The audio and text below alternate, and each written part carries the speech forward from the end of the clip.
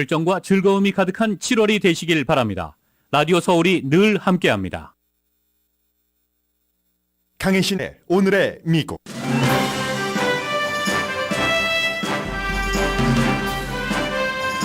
미국 역사상 호텔업계에서 가장 큰 파업이 남가주에서 어제 시작됐습니다. 남가주 인플레이션과 팬데믹 이후 호텔업주와 종업원 사이의 수입 차이, LA 경제 전반에 걸친 이슈입니다. 호텔 노조는 즉시 시간당 $5 인상과 3년 동안 매년 시간당 $3 임금 인상을 요구합니다. 호텔 측은 베버리 힐튼의 경우 현재 시간당 $25인 청소부 임금을 첫 12개월 동안 $2 50센트를 포함해 점차적인 인상을 제시했습니다. 워싱턴 DC에서는 15분 사이에 사람들이 많이 다니는 세 군데 사업체 앞에서 폭발물과 화염병이 터졌습니다. 볼티모어 연례 주민 파티장에서는 2명이 숨지고 10명이 넘는 어린이를 포함해 28명이 다치는 사건도 발생했습니다. 프랑스에서 거의 일주일째 이어지는 경찰 진압에 대한 폭력 시위는 미국 사태와 비슷합니다. 경관이 특정 인종 청소년을 숨지게 했다는 주장인데 결국 인종과 관련된 국가 아이덴티티 혼란 사태입니다. 어퍼머티브 액션 등 연방 대법원의 드라마틱한 판결에 대해 미국인은 의견이 엇갈리거나 어퍼머티브 액션의 경우 대법원의 위헌 판결을 지지하는 사람이 많습니다. 바이든 대통령은 이번 주말 런던과 리투아니아, 핀란드를 방문하고 자넷 옐른 재무장관은 중국을 방문합니다. 국무부는 미국인에게 중국 여행을 재고려하라는 경고를 한 시점에 재무장관의 중국 방문 주목되고 바이든 대통령의 영국과 핀란드 방문은 우크라이나가 주요 의제가 될 것이 당연합니다. 젤렌스키 우크라이나 대통령은 미국 독립기념일을 맞아 월스트리트저널에 기고문을 보냈습니다. 그는 미국의 우크라이나 지원과 자유에 대한 모델은 가치가 있는 미국 예외주의라면서 감사를 표시했습니다.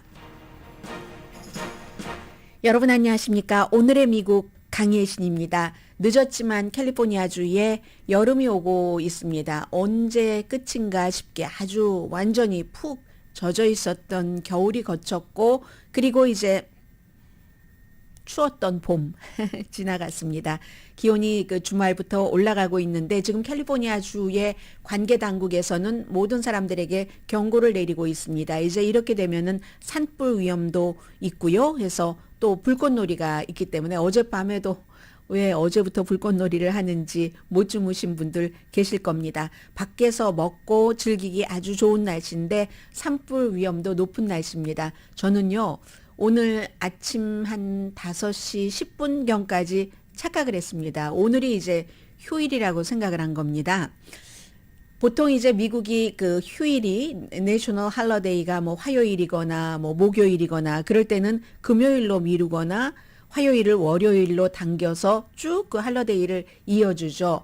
그러나 미국의 7월 4일 독립기념일은 그 날짜가 너무나 중요하기 때문에 옮겨주질 않습니다. 그래서 여러분들께서 오늘 하루 일하고 내일 이제 다시 독립기념일 휴일을 지내시게 되는데 아마도 이제 대부분 그 허용이 된다면 오늘까지도 쉬는 그런 분들이 많으실 겁니다. 해서 저는 오늘 아침 5시 10분까지 계속 착각을 하고 있었기 때문에 옷차림도 휴일 옷차림입니다. 월요일 옷차림이 아니라 나름대로의. 그래서 오늘 어느 부분부터 전해드릴까요? 네, 이 부분부터 하죠. 이 정도의 그 날씨가 되면은 날씨가 아니라 날짜가 되면은 그러면 이제 굉장히 로스앤젤레스 지역에는 관광객들이 많은 그런 때이죠. 이상하네요. 왜 이렇게 멍멍하죠? 그냥 해보겠습니다. 전혀 들리지 않는 것 같은 느낌? 네. 이제 잘 들리네요. 이제 잘 들립니다.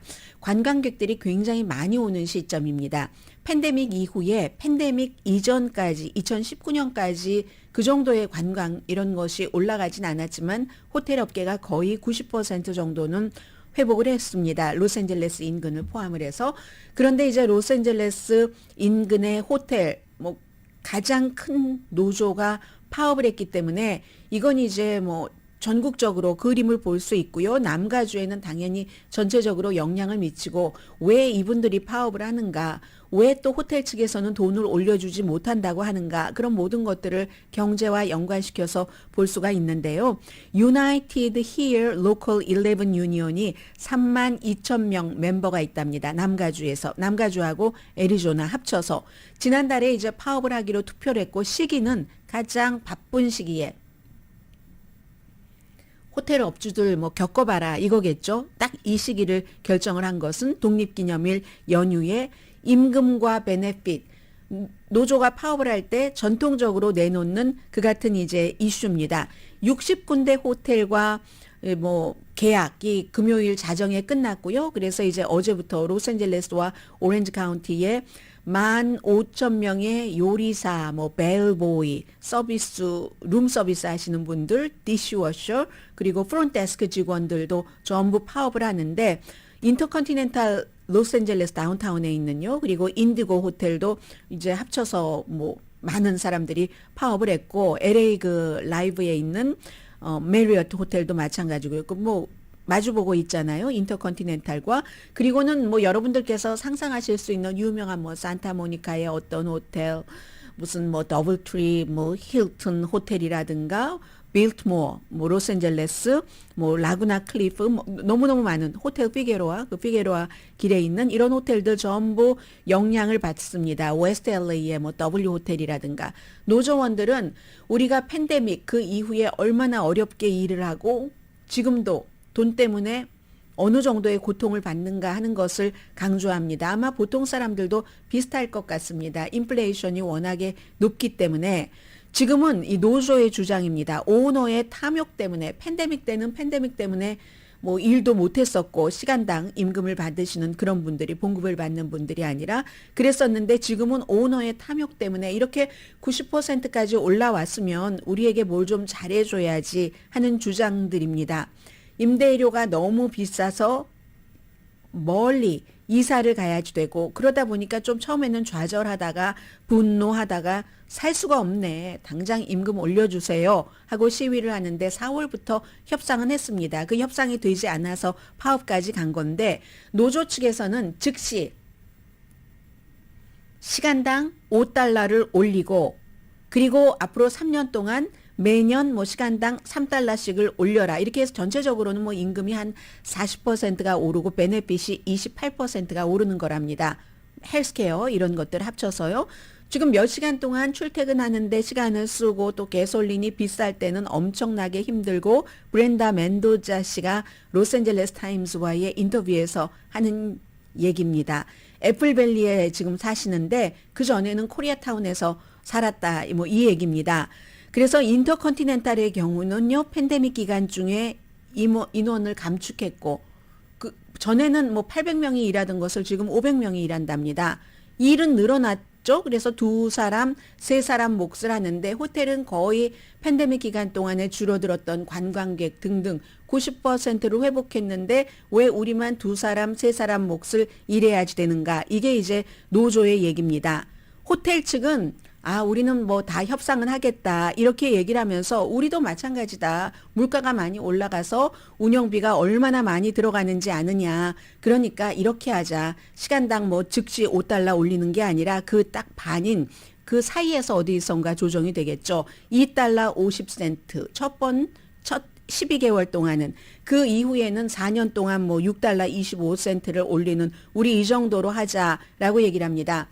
베버리 힐튼 호텔 그리고 다운타운에 있는 뭐 이런 호텔들이 대체적으로 지금 청소하시는 분들이요 호텔에서 시간당 $25를 받으신답니다. 그런데 이제 이것 가지고는 도저히 이 남가주에서는 지금 생활이 되지 않기 때문에 2024년도에 뭐 10% 인상하고 2027년이 되면 그러면 지금부터 4년 뒤입니까? 시간당 $31 호텔 지금 청소부를 기준으로 말씀을 드리는 겁니다. 그 정도로 하자 하는 게 호텔 측의 주장입니다.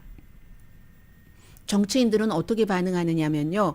요즘 로스앤젤레스 시의회의 그 라틴계 파워가 엄청 강합니다. 지금 지난번에 발언한 것 때문에 문제가 되는 케빈 들레온의 경우도 나는 철저하게 직원 편이다. 우리 엄마가 싱글 마더로서 이민자로서 호텔에서 일을 하셨는데 내가 그 삶이 얼마나 고된지 잘 알고 있다.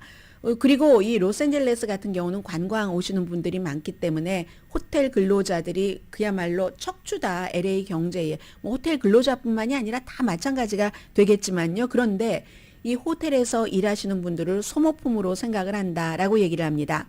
수요일 저녁에 한 군데 호텔은 그 협상을 했어요. 그 웨스틴 보나벤처 호텔이요. 다운타운에 있는 여기서는 임시협상인데 보나벤처 직원은 조금 다른 것보다 조금 임금이 높은가 봅니다. 헬스케어도 마찬가지로. 그리고 이제 연금 회사 측에서 불입해 주는 거 있잖아요. 그것도 조금 올려준다고 해서 이제 그렇게 하겠다. 그리고 청소부의 숫자도 웨스틴 그 보나벤처 호텔 같은 경우는 팬데믹 이전처럼 똑같이 맞춰주겠다. 그래서 청소부가 팬데믹 이전보다 일을 더 하고 인플레이션 때문에 돈은 더 적게 버는 이런 일은 없겠다 해서 일단은 협상을 했는데 다른 호텔은 좀 어렵다 해서 지금 뭐 60개 정도 호텔에서 파업을 하고 있고 지금 노조 측에서는 뭐 열심히 노조 측에 주장을 하고 있는 겁니다. 로스앤젤레스 타임즈와 뉴욕 타임즈의 보도가 상당히 다르다는 것을 느꼈습니다. 제가 로스앤젤레스 타임즈를 읽으면서 이게 보통 일반 사람들에게는 뭐가 되고 그 크게 그림을 볼 때는 어떤 그림이 있을까를 좀 데이터로 보여줬으면 좋겠는데 다른 기사에서 보여줬는지는 모르지만 몇 명이 같이 쓴 기사에서 그런 것이 나오지 않았습니다. 로스앤젤레스 타임즈, 물론 뉴욕 타임스도 진보적인 신문이지만 굉장히 노조 측에 가까운 기사를 썼습니다. 메트로버스 운전기사들도 또 많은 그 운전을 하고 있는 사람들도 이 노조에 어제부터 시작됐으니까 파업을 지지하면서 자동차의 경적을 울리고 인터컨티넨탈 호텔의 바깥에서 그리고 이제 스페니쉬 음악이 많이 나오고 호텔에서 일하시는 분들이 이제 그 스페니쉬를 쓰는 히스패닉계이거나 스페니쉬는 쓰지 않지만 전체적으로 라틴계가 많이 있기 때문에요. 텐트에 뭐 도너츠도 있고 뭐 셔츠도 있고 또 컨벤션에서 지금 그 애니미 그 엑스포를 하고 있잖아요. 일본에서 굉장히 많은 사람들이 왔고 미 전국에서도 이 만화에 대한 관심이 높기 때문에 많은 분들이 오셨습니다. 더군다나 이제 테크놀로지 같은 것들이 결합이 되기 때문에 그분들도 이 노조의 파업을 지지한다. 이런 얘기들을 주로 썼습니다. 그리고 지금까지 가장 큰 호텔의 파업은 2018년도에 23개 메리어트 호텔이요. 8개 도시에서 그게 가장 컸었다. 그야말로 뜨거운 노동계가 될 것 같다라고 얘기를 하면서도 혼란은 단기적이지만 일단 며칠 파업하는 것은 정해진 것이고요. 장기적으로는 괜찮을 듯 싶다. 로스앤젤레스 타임즈의 보도입니다. 뉴욕 타임즈는요. 이게 도대체 왜 문제인가? 남가주 각 업계에서 일하는 사람들이 최근에 계속 파업을 하는데 LA와 롱비치 항구에서도 파업 뭐 이런 것들이 있고 하다가 6월 달에 임시 협상을 했고 작가협회도 2개월을 파업하다가 지금 뭐 일단은 조금 마무리가 되는 것처럼 보이는 그런 거잖아요.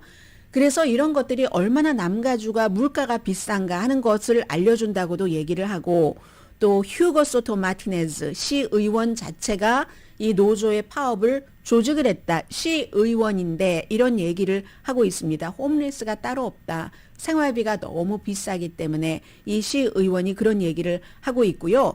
지난해에 그 로스앤젤레스 관광은 이제 팬데믹 이후에 최고여서 4,600만 명이 방문을 했고 그럼 로스앤젤레스 카운티 인구의 4배 이상이네요. 그래서 돈이 345억 달러 2022년도에 그래도 91% 아직 100%가 100%까지 거의 갔다라고 호텔 노조들은 보고 이 뉴욕타임스는 91%까지는 갔지만 100%는 아니다. 이게 몇 년 지난 뒤로 보면은 비즈니스 모델에서는 더 높아져야지 되는 거잖아요. 그런데 몇 년 전에 91%다. 이제 이렇게 뉴욕타임스는 해석을 하고 있습니다. 반면에 일하는 사람들은 다이아나 리오스 산체스 이분도 이제 역시 그 하우스키퍼로 호텔 하우스키퍼 슈퍼바이저로 인터컨티넨탈 다운타운에서 일하고 계시는 분입니다. 인플레이션을 도저히 못 따라간다. 세 자녀가 있는데 어떻게 키우지? 엘세리노 이스트 LA에서 원베드룸에서 사는데도 안 된다는 얘기입니다. 우리가 관광객들을 케어하는데 인터넷 컨티넨탈에서 그런데 우리를 케어하는 사람은 아무도 없네. 이런 뭐 슬픈 그 사연을 얘기를 하고 있습니다. 그러나 이제 그 비즈니스 그룹은 비즈니스 그룹 나름대로의 버젯이 있기 때문에 어디선가 아무튼 그 중간에서 합의를 할 테고 뉴욕타임스가 지적하고 있는 것은 이게 이번에 깨끗하게 깔끔하게 마무리가 되지 않으면 2026년도 월드컵, 2028년도 올림픽 뭐 이런 것들 그 이전에 앙금들도 털어내고 정리할 것 돈 문제를 정리를 해야지 된다. 이게 이제 뉴욕타임스가 지적한 문제입니다.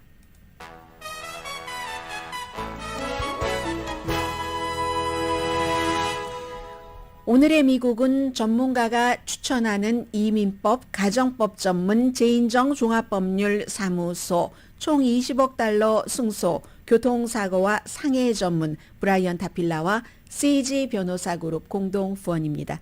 제가 그 월스트리트저널의 그 젤렌스키 대통령의 기고문까지 소개를 해드리려고 했는데요. 떼어놓는 게 낫겠습니다. 잠시 뒤에 뵙겠습니다.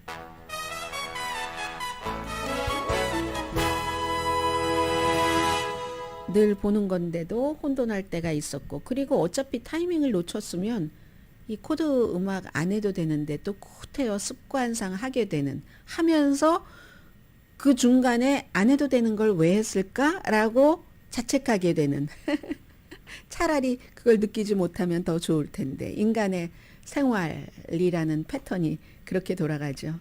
그리하여 우리가 스트레스도 받고 하는 것.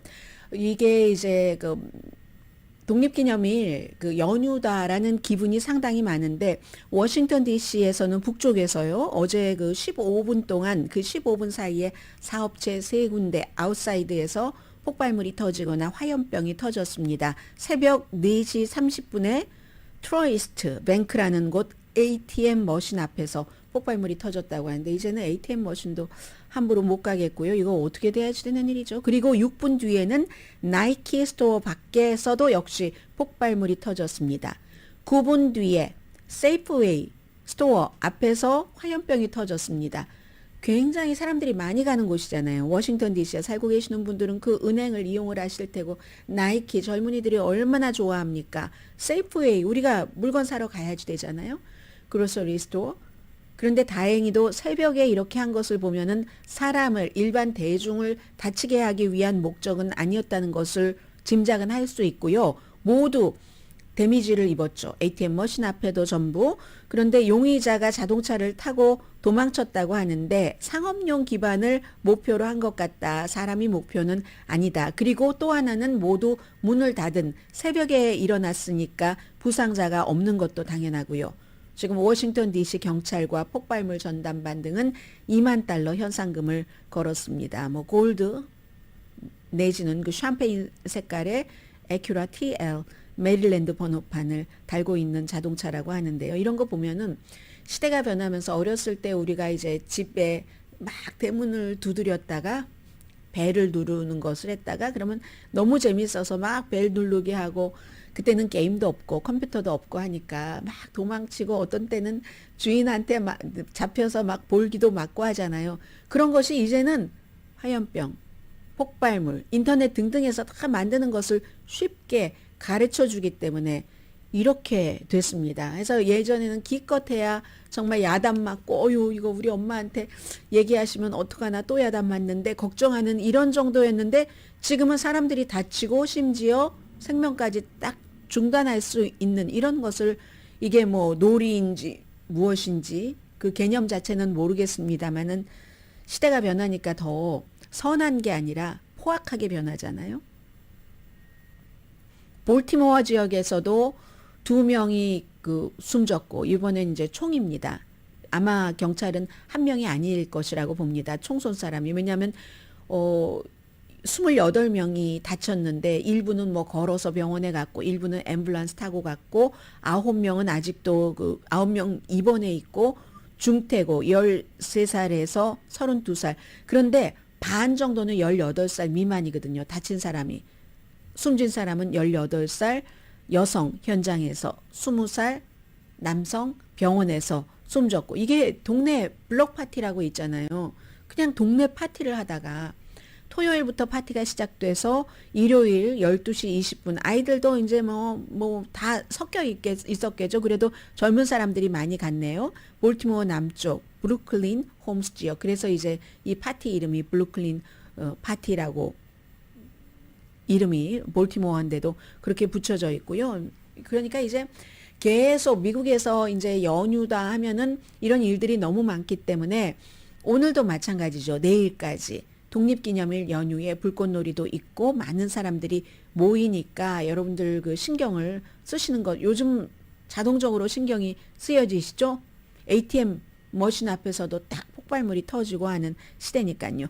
그리고 이제 사건이기 때문에 제가 하나를 말씀을 드리겠습니다. 이 일에 대해서는 오늘의 미국이 아니기 때문에 전해드리지 않으려고 했는데 가만히 전해드리지 않으면서도 제가 이렇게 쳐다보고 있는 이슈들이 있거든요. 이걸 보니까 미국과 비슷하다 하는 생각이 들어서 그리고 너무나 세계적인 뉴스이기 때문에 오늘은 조금 잠잠해졌다고는 하지만 전해드립니다. 프랑스에서 나헬 M이라는 청소년 17살 청소년이 숨졌습니다. 숨진 건 교통 스탑사인에서 정지 명령을 무시하고 달리다가 경찰의 총에 맞아서 숨진 건데 프랑스에서는 이렇게 경찰이 총을 쏠 수 있도록 하는 그 법안이 마련돼서 시행된 게 얼마 오래되지 않습니다. 미국과 달리. 그런데 그로 인해서 정말 많은 사람들이 체포가 됐고 뭐 한 3,000명 정도 엿새째인데 엿새째에는 시장이 반대로 폭력 시위가 아니라 평화 시위, 폭력 시위하는 사람들은 아니 그 아이가 총도 안 갖고 있었는데 스탑하라는 경찰의 명령을 어긴 게 숨질 이유가 되는 거야? 하고는 아랍의 얼굴이었기 때문에 그렇지. 레바논과 또 어떤 또 다른 그 아랍계입니다. 부모들이. 그래서 이제 뭐 지금은 엄마의 외아들로 아빠는 없이 이렇게 자라고 있는 그런 그 청소년인데 경찰이 그래서 그래 하고 시위를 하면서 엄청나게 그 아트 박물관에서 11만 권이나 되는 책과 기록이 파괴가 됐답니다. 예술 박물관이에요. 여기가 이제 그 보니라는 곳이고 4만 5천 명의 경찰관이 전국적으로 퍼질까봐 이마뉴엘 마크롱 대통령 완전히 여기에 지난 며칠 동안 집중했었잖아요. 전국에 파견이 됐고 토요일에 700명이 체포됐고 일요일에는 150명으로 줄어들었으니까 시장이 그 지역의 시장이 평화적인 행진을 한 겁니다. 폭력적인 그런 시위에 맞서서 프랑스 기간 산업에 가장 큰 해가 데미지가 입혀졌답니다. 이번 사건으로 인해서 알제리아와 모로칸이군요. 모로칸의 그 나헬이라는 이 청소년이 파리 외곽 그 교통사고 정지 사인에서 그걸 안에서 700군데의 사업체가 어떤 식으로든 이제 파손이 됐다는 거고 자동차가 2,000대 이상 불탔습니다. 굉장한 거죠. 그야말로 파리가 불타고 있는 그런 일이었던 겁니다. 그리고 파리 교회 인근에 시장 집을 누군가가 공격을 했고 막 시장 와이프와 아이가 도망치려고 하는데 결국은 뭔가를 공격을 가해서 뭐 안에 뭐 다리가 부러졌다고 하던가요. 아이도 부상했고 이 경우는 이제 살인 미수로 기소가 됐습니다. 전에 그 광산촌이라고 하죠. 이 사건이 일어난 곳에 뭐 집에서 멀지 않은 곳에서 일어났다고 하는데 독일 국경이에요. 그리고 극우인 그 마리 르펜에게 투표를 한 사람들이 많은 지역입니다. 이번에 시위하는 거 보니까 청소년들이 경찰에 막 대치하는 것이 굉장히 많았고요. 맥도널드도 불탔습니다. 그런가 하면 뭐 그리스 레스토랑, 그 케밥 레스토랑 샵도 불에 탔고 뭐 경찰국도 공격했고 학교도 공격했고 이만저만이 아닙니다. 시장이 반폭력 평화 행진을 주도하기 이전까지. 그래서 올해로 경찰이 이제 그 발표한 게 세 번째거든요. 지난해에 13명이 경찰의 발포로 숨졌다고 하는데 대부분 이게 이럴 때는 항상 흑인이나 아랍계입니다. 미국이랑 비슷합니다. 물론 또 경찰은 경찰 나름대로 이유가 있겠죠. 이게 아프리칸 아메리칸이나 아랍계가 그렇게 경찰의 생명을 위협하니까 발포를 할 수밖에 없어. 미국과 똑같은 얘기를 합니다. 2017년도에 법을 바꾸고 나서 경찰이 5번은 총을 쏠 수 있도록 법으로 보장을 했습니다.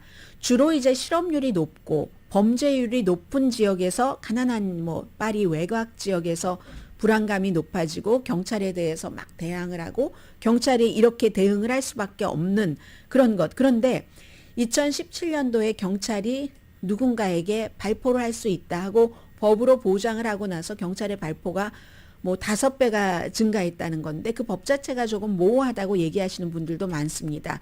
그래서 다시 법을 만들어야지 된다. 일부 정치인도 재검토를 해야지 된다라고 얘기를 하고 있고 또 다른 사람들은 아니 경찰이 정지하라고 하면 정지를 하지 왜 정지를 하지 않아서 그런 거야 라고 얘기를 하고 있고요. 이 17살 소녀는 외아들이고 딜리버리 음식 딜리버리 같은 거 하는 운전자였던가 봅니다. 럭비 같은 거 굉장히 좋아하고요.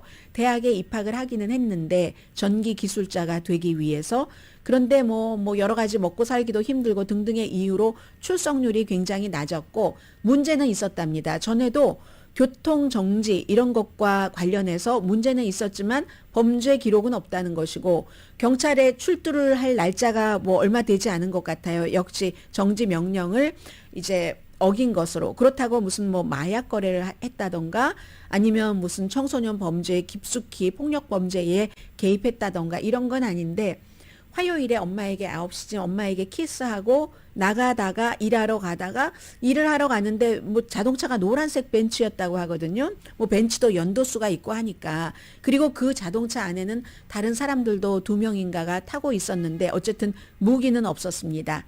가슴에 총상을 맞고 그리고 17살이니까 프랑스에서 운전을 하기는 이른 나이죠. 운전면허증이 있었을 리가 없죠. 경찰이 정지하라고 할 때 운전면허증 없이 운전을 하다가 이거 어떻게 되지? 나 그렇지 않아도 정지명령 어긴 것으로 또 법원에 가야지 되는데 해서 추정해 보건대 도망친 것이 아닌가 이런 어머니는 내가 아이가 10명 있는 것도 아니고 그 아이는 나의 인생인데 이런 얘기 스탑하지 않았다는 게 아이를 죽게 할 이유가 되는가라고 얘기를 하고 동네니까요. 앰뷸런스맨이 와서 앰뷸런스맨이 경찰을 엄청 비난을 합니다.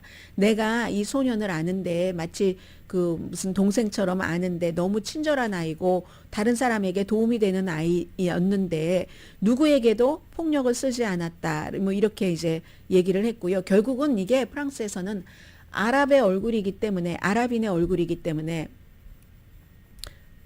그래서 이제 경찰이 총을 쐈다는 겁니다. 아랍의 얼굴이 아니면 총을 쐈을 리가 없다. 모로콘과 알제리아의 얼굴이 아니었다면 그곳에 그런 얼굴들이 굉장히 많잖아요. 2021년 이후에 이제 스탑을 해라 하는 것을 5번 경찰로부터 명령을 받았답니다. 이 사건 당시의 자동차는 폴란드의 번호판 벤츠였고 2명의 승객이 있었고요. 아무튼 9월 달에 소년 법원에 출두할 예정이었는데 이렇게 됐다는 건데 결국은 all about 프랑스의 아이덴티티인 겁니다. 프랑스도 이렇게 아랍계, 종교와 인종 이 문제 또 이민 문제 같은 것들이 굉장히 뜨거운 곳이잖아요. 그리고 그러한 것들을 평화롭게 잘 좀 시간이 걸리더라도 해결을 해보자 하는 것보다는 사람들이 이제 화끈한 걸 좋아하기 때문에 아주 극우적인 다 어떻게 해버리겠어 하는 이런 정치인들도 많고 사람들은 또 실업률이 워낙 높으니까 좌절했고 하는 데서 일어나는 일이지만 그렇지만 결국은 all about identity. 미국에서도 all about 결국 끝까지 가면은 인종 문제인 것처럼 프랑스 이 일도 그렇게 보여지고요. 잠시 뒤에는 지금 텔레비전에는 니키 헤일리 공화당 예비선거 후보의 얼굴이 보이는데 대통령도 다른 나라에 가고 재무장관도 다른 나라에 가고 이것도 이제 미국의 여러 가지를 보여주는 이슈여서요. 잠시 뒤에 뵙겠습니다.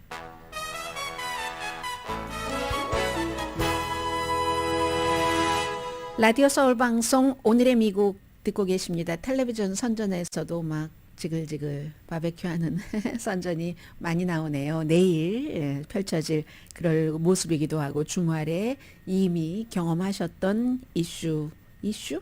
왜 뉴스 하니까 이슈 하네요. 바베큐 하는 것도 이슈인가요?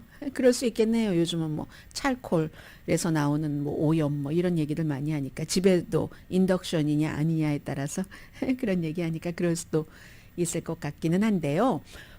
자넷 옐런 그 재무장관이 6일부터 9일까지 중국을 방문합니다. 그럼 얼마 전에 국무장관이 다녀왔었죠. 세계와 가장 이제 경제적인 규모가 큰 두 나라 사이에 관계를 개선하겠다. 국무장관에 이어서 재무장관이 가는 겁니다. 재무장관도 1월 달에 중국에 간다 하고 발표했다가 스파이 풍선 사건 때문에 일단 멈춤했고 국무장관이 먼저 가서 뭐 밑바닥 좀 다져놓고 시진핑 중국 국가주석도 한 30분 정도 만나놓고 재무장관이 가면 좀 디테일이 되지 않겠어요? 경제에 관해서.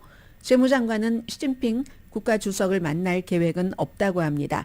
베이징과의 경제 관계에 있어서 원칙 같은 게 미국이 있으니까는요.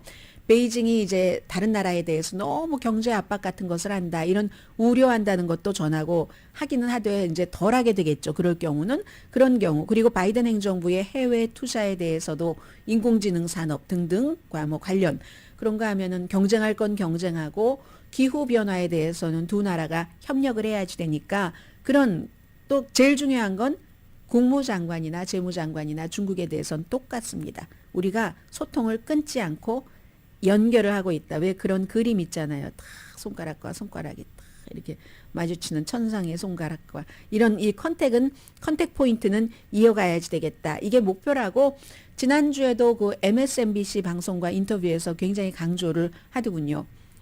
2년 동안 트럼프 행정부뿐만이 아니라 바이든 행정부도 중국과 어려운 기간을 보냈습니다. 그리고 이제 조금 그 국무장관이 가서 좀 풀어졌는가 했더니 바이든 대통령이 캘리포니아주에 와서 갑자기 뭐 기금 모금해서 시진핑을 독재자라고 발언을 해서 그 뒤에 또 막 주워 담느라고 힘들었잖아요. 그 발언 하나 정도로 관계가 냉각되지는 않는다. 곧 만날 것이다 했고 이제 재무장관이 먼저 가고 만난다고 하니까 만나기는 할 것 같습니다. 7월 9일부터 13일까지는 이번 주말부터는 바이든 대통령은 영국, 핀란드, 그리고 리투아니아를 갑니다. 리투아니아 하면은 당연히 나토 정상회의 74회인가요, 올해? 맞네요. 빌뉴스에서 그 리투아니아 수도에서 열리는 거고, 그 전에 이제 그 영국을 가서, 영국에 가면은 지난번에 엘리자베스 2세 여왕 장례식에는 참석을 했지만, 거기서도 미국을 딱 보여줬죠. 다른 나라들 그는 다 지도자들 뭐 버스 타고 오세요 하는데 미국 대통령은 그 안전 안보 때문에 다 그 뭐 전용 차량도 타게 해주고 했잖아요. 그래서 갔는데 대관식에는 안 갔습니다. 엘리자베스 2세 여왕의 아들 찰스 3세 대관식에는 질 바이든 여사가 대신 갔었죠. 그래서 이번에 영국의 왕이 되고 나서 처음으로 찰스 3세 뭐 윈저궁에서 만나겠죠. 만나고 나서 더 중요한 실무회담은 리시 수낙 총리입니다. 리시 수낙과 볼로디미르 젤렌스키 우크라이나 대통령은 굉장히 친하죠. 잘 맞아요. 젊은 뭐 연배도 비슷하고 해서 이 이슈는 당연히 우크라이나가 될 것 같고요.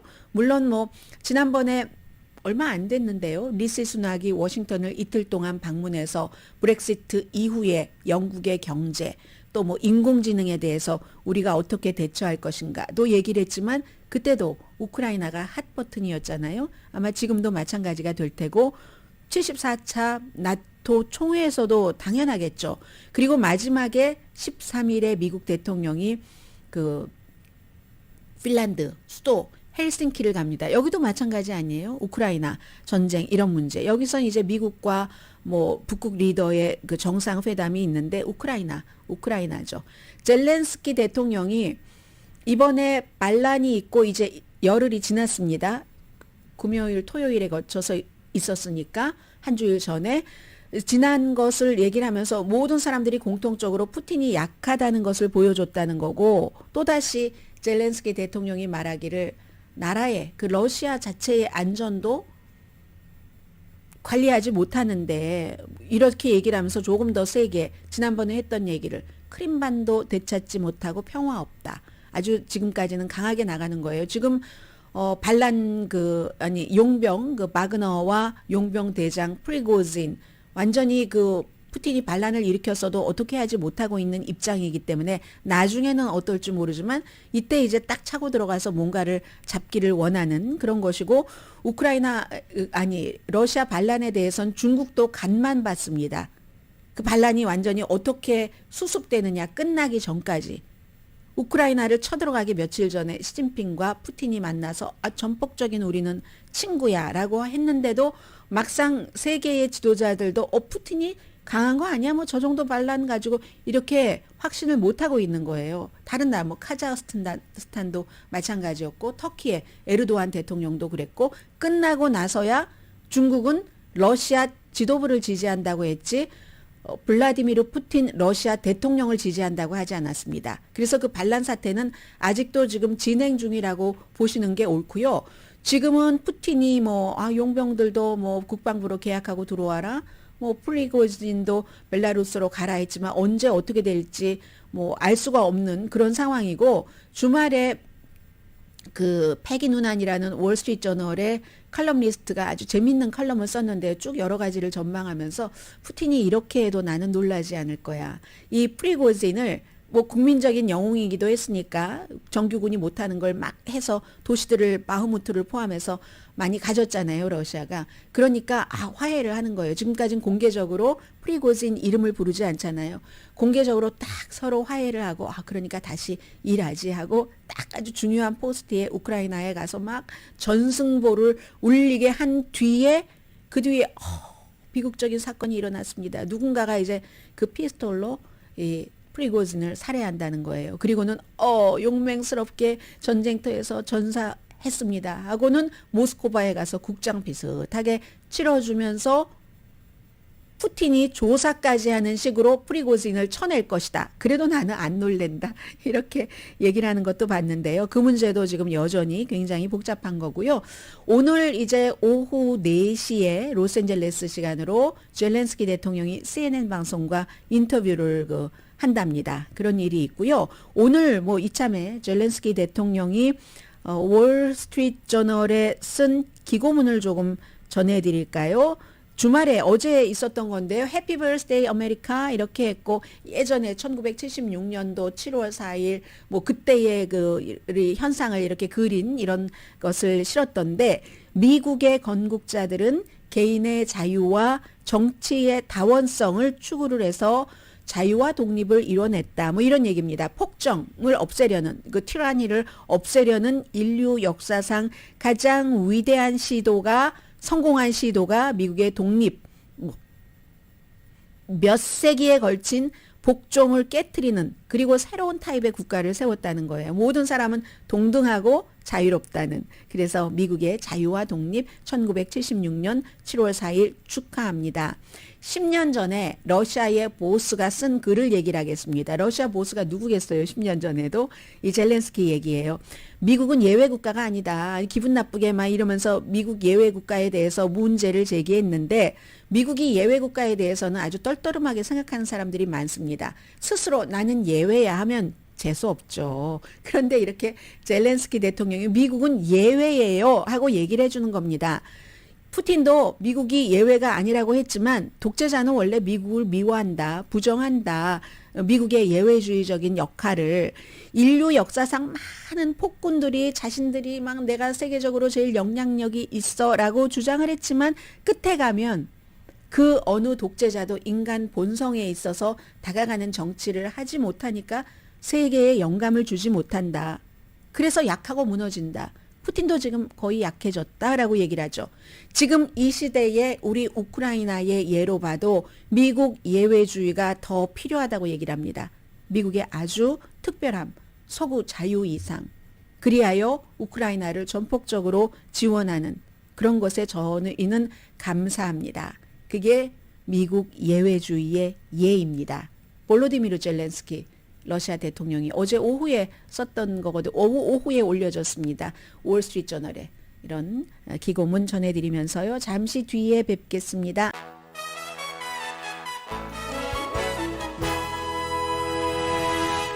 오랜만에 그 대한항공 그 광고 들으니까 좋네요.